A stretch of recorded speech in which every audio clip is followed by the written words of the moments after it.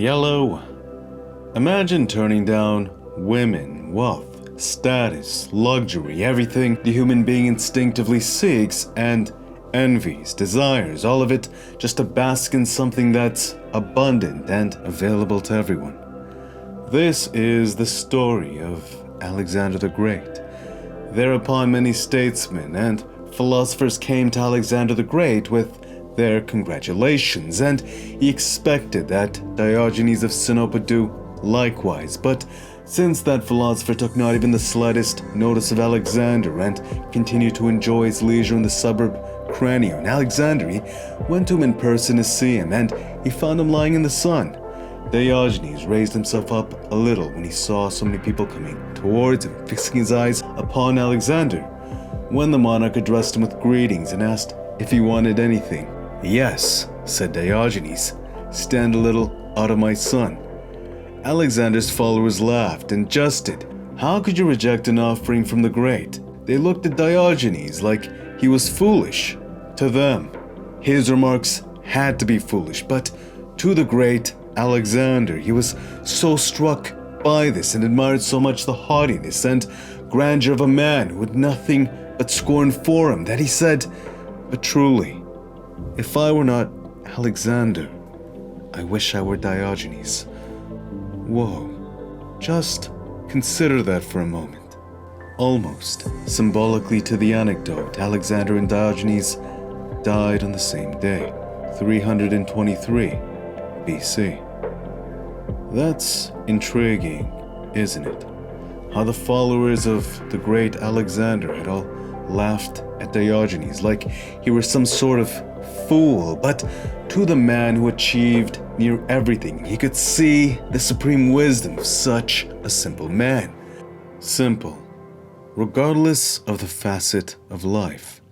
Simplicity is the highest form of sophistication.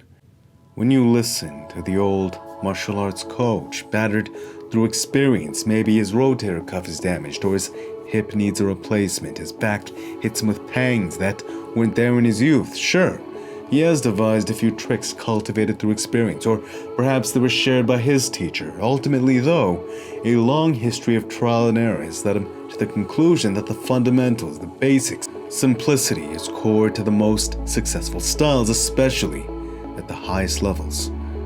If there was flash or beauty, intricacy to a style, even then, to be successfully implemented, first, a rock-solid foundation in simplicity must be met. Simple, regardless of the facet of life, is the highest form of sophistication. It is easy to understand, but very difficult to achieve.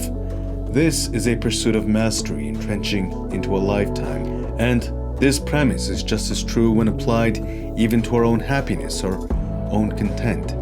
A great fire within us is necessary for great achievement, but an unquenchable hunger is virtually antagonistic to that happiness. A conqueror could never be as happy as a fool. They could even conquer the pastry kingdom and bake the finest cake a human being could ever taste, but even then, they would find something wrong with it, feeling not even a fraction of the same delight evoked within the fool.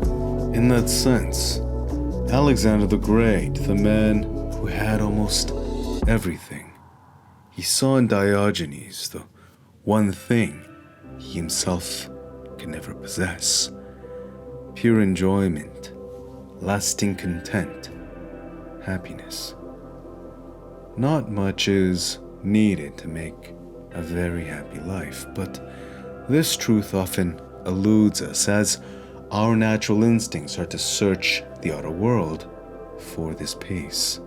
But that's the great trick, because if we search long enough, we realize that the one place we failed to look was where it was hiding all along, within us.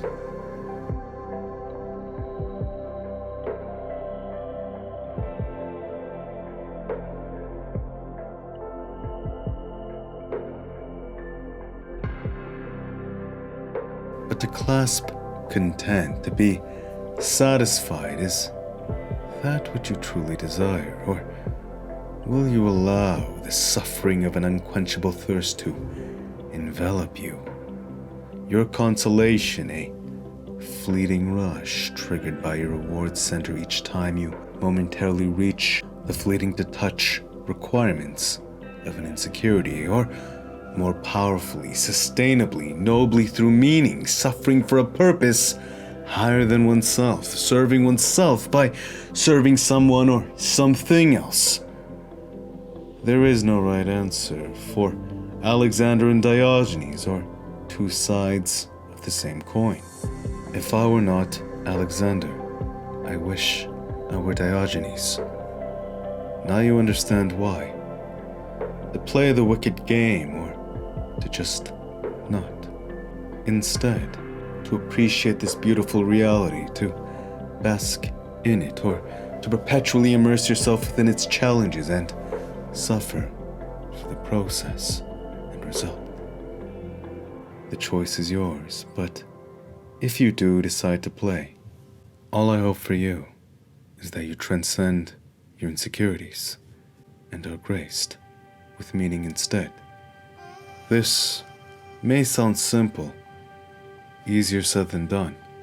To truly achieve simplicity in its utmost pristine form, it is one of the hardest things one may do. With that said, what do you wish for? To experience pure love, beauty, fulfillment beyond what words can express, or to suffer conquest after conquest with satisfaction always ever fleeting? The choice is yours.